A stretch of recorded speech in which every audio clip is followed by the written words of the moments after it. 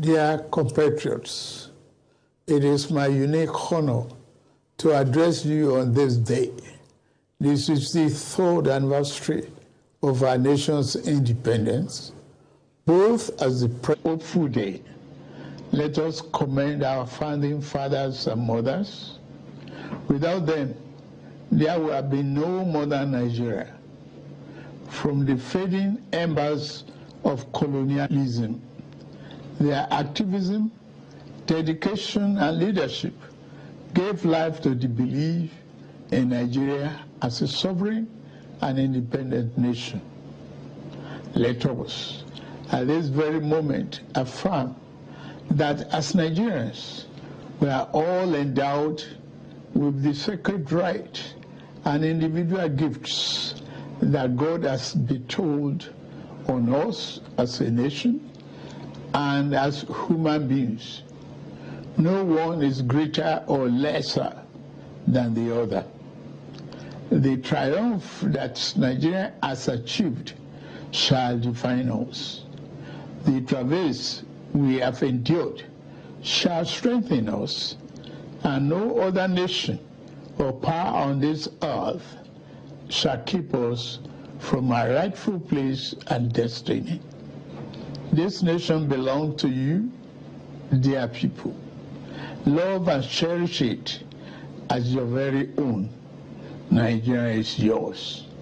Nigeria is remarkable in its formation and essential character.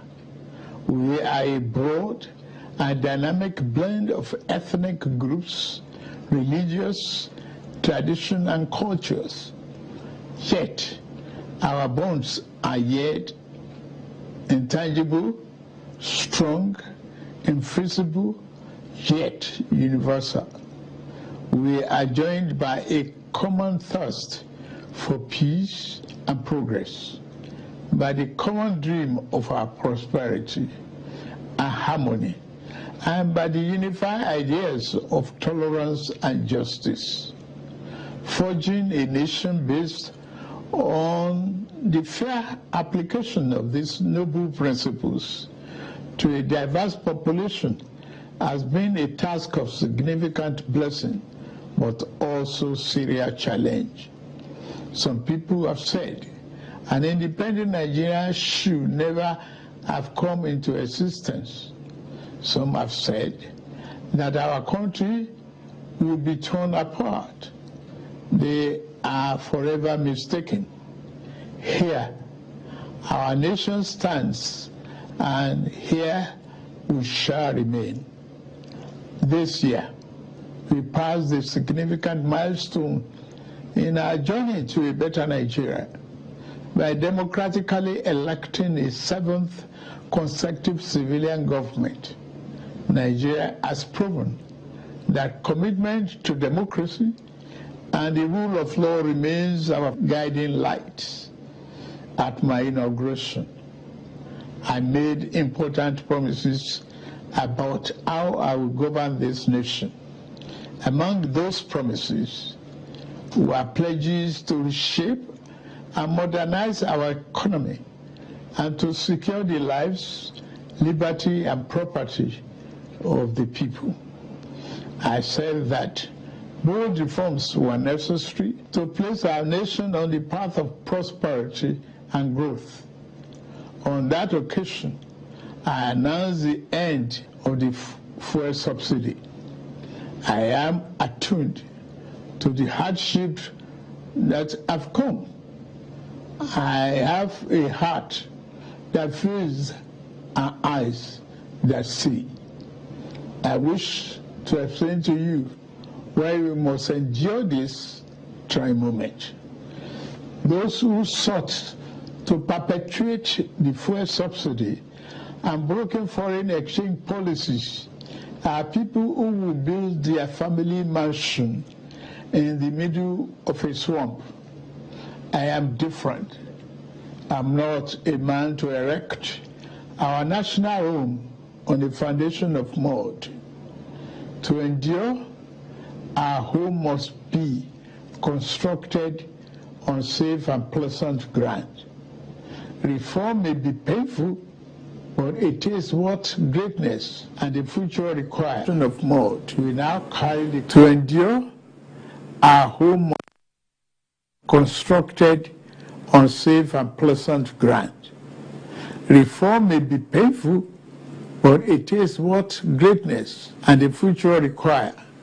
We now carry the cost of reaching a future Nigeria where the abundance and fruit of the nation are fairly shared among all, not hoarded by a select and greedy few. A Nigeria where hunger, poverty, and hardship into the shadows and ever-fading past. There is joy in seeing the people of this nation shoulder burdens that should have been shared years ago. I wish today's difficulties did not exist, but we must endure if we have to reach the good side of our future. My government is doing all that it can do to ease the load. A path we are taking to relieve the stress on our families and households.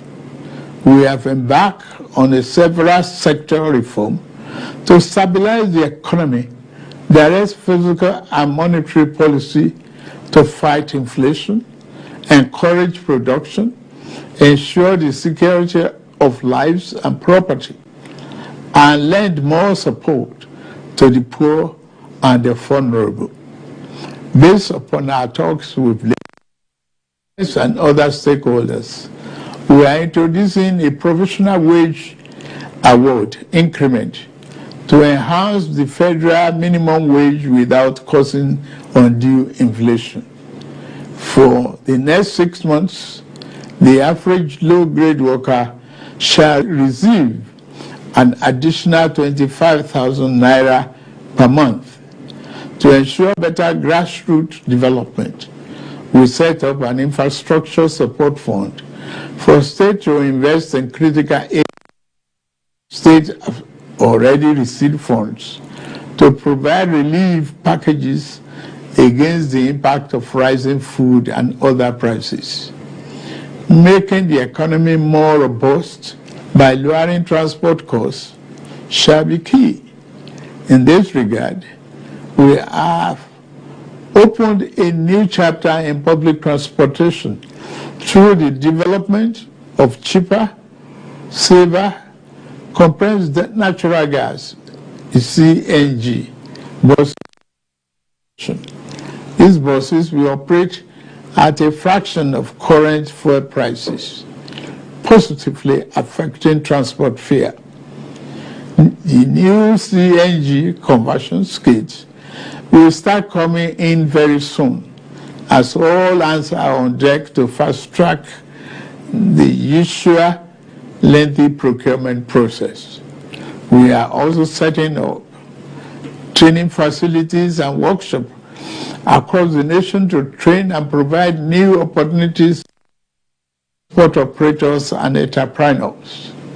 This is a groundbreaking moment where, as a nation, we embrace more efficient means to power our economy. In making this change, we also make history. I pledged a thorough house cleaning of the den of malvisions the CBN has become. That house cleaning is well underway. A new leadership for the central bank has been constituted. Also, the special investigator will soon present its findings on the past lapses and how to prevent similar recurrences. Henceforth, monetary policy shall be for the benefit of all and not the exclusive province of the powerful and wealthy. Wise tax policy is essential for the economic fairness and development. I have a committee on tax reform to improve the efficiency of tax administration in the country and address fiscal policies that are unfair or hinder the business environment and slow our growth. To boost employment and urban incomes, we are providing investment funding for enterprises with greater potential. Similarly, we are increasing investment in micro, small, and medium-sized enterprises. Commencing this month, the social safety net is being extended through the expansion of the cash transfer programs to an additional 15 million vulnerable households. My administration shall always accord the highest priority to the safety of the people. Inter-service collaboration and intelligence sharing have been enhanced. Our service chiefs have been tasked with vital responsibility of rebuilding the capacity of our security services. Here, I salute and commend our gallant security forces for keeping us safe and securing our territorial integrity. Many have paid the ultimate sacrifice. We remember them today and their families. We shall equip our forces with the ways and means needed to perform their urgent task of the people. We shall continue to make key appointments in line with the provision of Constitution and with fairness towards all men, women, youth, and physically challenged shall continue to be given due regard in these appointments. May I take this opportunity to congratulate the National Assembly for its role in the quick takeoff of this administration through the performance of its of confirmation and oversight. I similarly congratulate the judiciary as a pillar of democracy and fairness. I also thank members of our dynamic civil society organizations and labor unions for their dedication to Nigerian democracy. We may not always agree, but I value your advice and recommendations. You are my brothers and sisters, my due respect. Fellow compatriots, the journey ahead will not be navigated by the fear or hatred. We can only achieve our better Nigeria through courage, compassion, commitment as one indivisible unit. I promise that I shall remain committed and serve faithfully. I also invite all to join this enterprise to love nation into its better self. We can do it. We must do it. We shall do it. I wish you all a happy 63rd Independence Anniversary. Thank you very much for listening. May God bless the Federal Republic of Nigeria and bless all of you.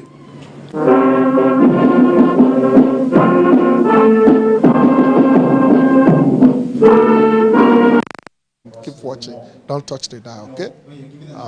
It's your girl Nkechi Blessing Sunday. I want you all to keep watching KAFTAN TV. Please keep watching KAFTAN TV. It is the best civil station in the country. They're doing an amazing job. Please do not touch the dial. Keep watching.